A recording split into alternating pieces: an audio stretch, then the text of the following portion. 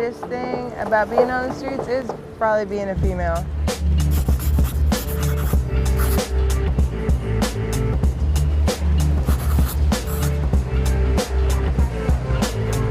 If you're a woman, you like your face clean. You know, you like feeling good, smelling good. Yeah, period times are not good times for us.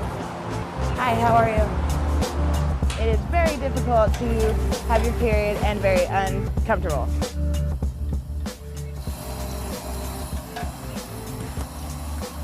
Every day I wake up and I do my daily routine because nobody wants to smell, you know? And that's kind of a big deal out here. I've been doing this for so long. I'm 27 years old. This will be my 8th winter out here straight. We had a pretty rough childhood growing up. My mom was a victim of domestic violence, and so she put us through a lot. I went into the system. She got custody of me again, and basically she was like, you know what? I don't want you in the system anymore, but you can't be here. I hadn't lived at home since I was, 10 years old. And I took care of myself. There was no keeping me home anyway, whether if she wanted to or not. There's so many kids that it's like they fall through the cracks, I guess. And that's kind of what happened with me.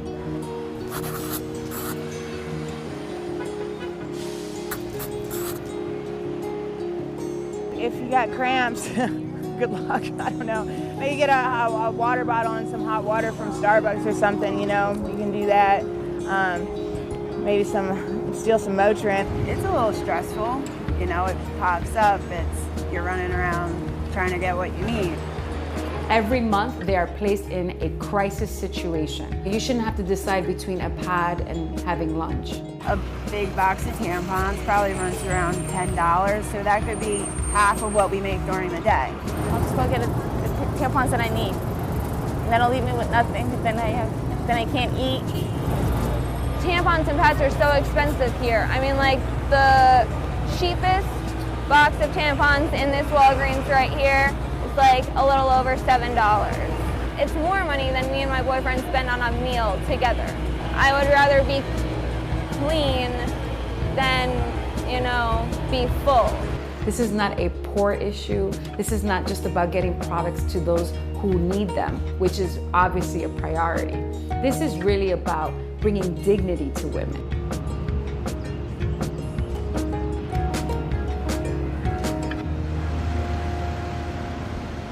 I tend to flock to places like this, which is like public parks, where they have public bathrooms. I come here to Thompson Square Park and I do my cleanup in the sink.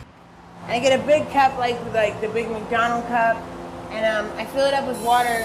I'll straddle it this way.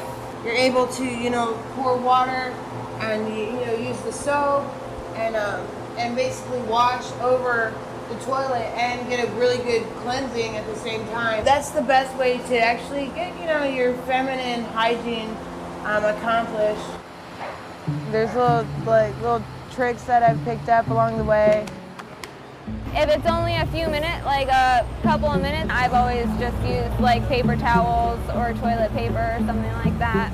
It was like a napkin from a restaurant, those like big white napkins. I've used toilet paper and plastic bags. I've used towels. Cotton balls work, makeup pads. I've used socks. I had to ball up the sock and put it there. I had an old tank top that was bleached and I stripped it. I had to go and rinse it out, squeeze it out, dry it, put it back. Like 4 times that day. Sometimes if we didn't get things right away, we would just sit still, just sit still until we came up with something.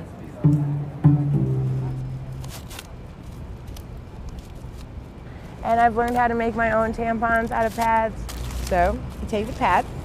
I try to use tampons as much as I can, but tampons are expensive. And of course, ladies, you want to wash your hands first. People tend to, when they do give care packages, it's usually pads. And then you tie them like this. But usually they're a little longer, and then you can tie a knot here, and then you can still have like the string. Basically, that's it. It produces infections.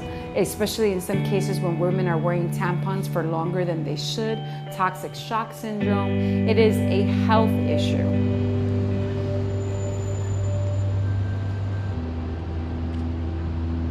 Unfortunately, there really wasn't a clear policy on where women can access the products. There's different levels of homelessness. There's women in shelters, there's women in subways, there's women, sleeping in parks. I used to be in a shelter, but I haven't been in one in a while because I don't drink and I don't do drugs anymore. And that's where most of the kind of crowd is, in a shelter. I feel safer out on the streets than I would in a shelter. Won't do it, I can't do it. I choose to be out here on the streets. So why we needed to legislate this, as opposed to just changing a policy here or there, is that it is now the law of the land. You want to feel clean like everybody else, you know what I mean? I like being out here, but everybody has a story. See, you don't really know people, and everybody has a reason for the things that they do. They do, So that's kind of my story. So, yeah.